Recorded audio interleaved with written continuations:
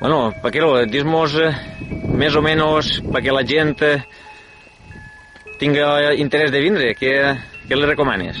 Bueno, l'interès primer que res és el paisatge. Ja podeu observar que, com he comentat abans, que el paisatge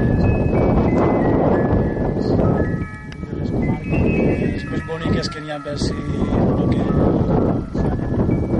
a part del paisatge va ser una meravella. L'organització estem esmerant-nos la veritat molt perquè està bé i res, 1.460 metres que hem pogut marcar de carrera, de 450 aproximadament.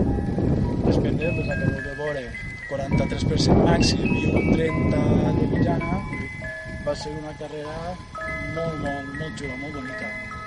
He corregut l'Elegario jo, l'Elegario és un corredor molt millor. De fet, és el campió d'Espanya en carrera vertical, un quilòmetre vertical.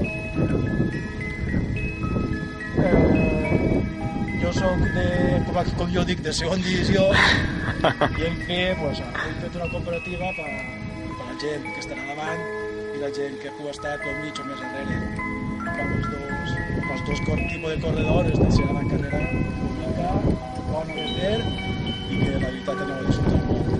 I esperem que això, el 4 de desembre, tots ens reunim a baix i que disfrutem de l'esport i del paisatge que tenim a Síria encima. Laura Brines, una també corredora del Club de Córrer la Llebre, que també una amant incondicional de la puja al toro. Què opines de la puja, Laura? Que s'ha de fer, que és dura, però és una experiència intensa, però que s'ha de fer.